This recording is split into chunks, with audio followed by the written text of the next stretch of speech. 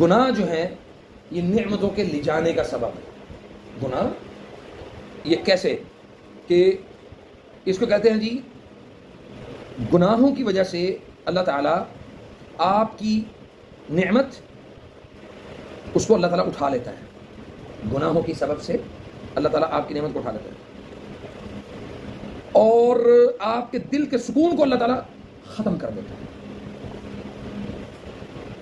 علی بن ابی طالب رضی اللہ تعالیٰ عنہ کہتے ہیں ما نزل بلاء الا بذنب، اللہ تعالیٰ کسی بھی مصیبت کو نازل ہی نہیں کرتا الا کہ اس بندے کے اندر کوئی گناہ کبیرہ، اور نماز کو چھوڑنا تو ویسے ہی کبیرہ گناہ. نماز جس بندے نے ترک کر دی ہے سمجھ لیں کہ فهو تارک الصلاۃ فهو کافر. واضح طور پہ اس کا میاں بیوی کے درمیان تو اس کا تعلق حرام ہے اور وہ زنا ہے اگر بے نمازی خامد ہے یا بیوی ہے دونوں میں سے.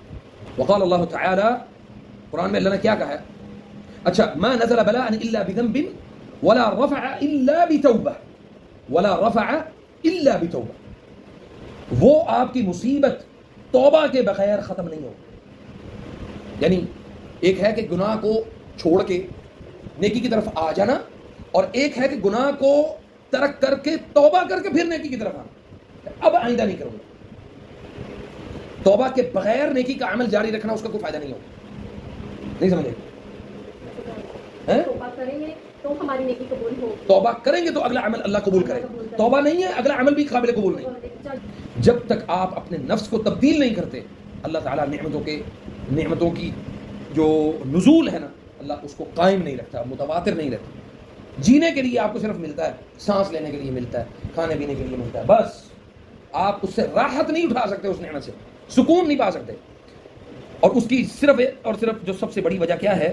وَمَا أَصَابَكُم مِّن مُّصِيبَةٍ فَبِمَا كَسَبَتْ أَيْدِيكُمْ. اللہ تعالیٰ اگر ہم گناہ میں مبتلا ہو جائیں مسلسل، اللہ تعالیٰ میرے اور باقی جو مبتلا ہے بذنب ہے، گناہ کے اندر مبتلا ہے، اللہ ان کے دلوں کو سخت کرتا ہے. نیکی کی طرف رغبت ہی نہیں ہوتی، چاہت ہی نہیں ہوتی. آپ کوشش بھی کر لیں. بعض لوگ کہتے ہیں نا کہ جی علی بھائی ہم وضو کر کے بیٹھ گئے نماز پڑھنے کو دیجیے. اس کا معنی ہے کہ آپ کے دل کو اللہ نے سخت کر دیا. اس لیے اپنی نمازوں کو ٹھیک کریں. سب سے پہلے چھڑ دو سارے کام. کبیرہ گناہوں سے اپنے آپ کو بچا لیتے ہیں. وَالذُّلَّ بِالْعِزِّ، اللہ تعالیٰ ذلت کو عزت میں تبدیل کر دیتا ہے. ذلت کو عزت میں تبدیل کر دیتا ہے. اور اگر متواتر آپ گناہوں کے اوپر قائم رہتے ہیں، ڈٹے رہتے ہیں، تو پھر اللہ تعالیٰ وَالْعِزَّ بِالذِّلِّ، عزت کو اللہ ذلت میں تبدیل کر دیتا ہے. جتھے جاؤ گے ذلیل ہو جاؤ. کوئی گھاس نہیں ڈالے گا، کوئی سلام نہیں، کوئی دعا نہیں، کوئی عزت، کوئی اکرام احترام نہیں. حتیٰ کہ انسان کے جسم کا، یعنی آپ کے روح اور آپ کے جسم کا، ایک مومن کا دوسرے شخص کے اوپر رعب ہوتا ہے. کافر کے اوپر رعب ہوتا ہے کہ نہیں؟ ہمارا کافر کے اوپر رعب کس وجہ سے؟ کہ میں اللہ کو ماننے والا ہوں. او بھائی اگر آپ صرف اللہ کو ماننے والے ہیں اور کافر کے اوپر اللہ نے آپ کا رعب رکھا ہے، آپ 100% یا چلے جی 95% آپ اللہ کی اطاعت کرنے والے ہوں گے، تو اللہ تعالیٰ کی جتنی بھی جنود اللہ کی لشکر آپ کی مدد اور آپ کی رہنمائی کے لیے اللہ تعالیٰ ان کو متعین کر دے گا کہ اے بندہ جتھے جاوے ہے نال تجھے رہنا. We want protocol everywhere. ہم ہر جگہ پہ ہم چاہتے ہیں نا کہ ہمیں پروٹوکول ملے. تو آپ اندازہ کریں کہ ایک مومن کا اور عقیدہ توحید والے شخص کو اللہ تعالیٰ نے آٹومیٹک اللہ نے ایک پروٹوکول کے ساتھ نواز دیا. آپ کسی بھی کافر کے سامنے نعرہ تکبیر جب بلند کرتے ہیں کہ میرا ایمان اور عقیدہ اتنا مضبوط ہے کہ مجھے پتہ ہے کہ میں جس رب کا نعرہ بلند کر رہا ہوں وہ حقیقی اور سچا رب. اور وہ جو نعرہ لگاتے ہیں ان کو پتہ ہے کہ ہم جھوٹ ہے، ہم جھوٹ پہ ہم ٹھیک نہیں ہیں، لیکن خاندانوں کی عزت رکھ رکھاؤ ناک نہ کٹ جائے اس لیے وہ اسلام قبول نہیں کرتے. اور بعض لوگ، میں یہ جنرل بات بتا رہا ہوں، بعض لوگ نمازی ہو کے یعنی بے نماز ہو کے نماز کی طرف نہیں آ سکتے. کیوں؟ وہ کہتے ہیں یار نمازیں شروع کر دی ہیں، میرے یار کی کہنے گے، میرے دوست کی کہنے گے، اچھا کل تک تھے ساڑھے نال بہن ہوتا تھی نمازی ہو گیا، مولوی ہو گیا، اور فلاں جگہ تھے اچھا لگتا تبلیغ والے پہ آ گئے.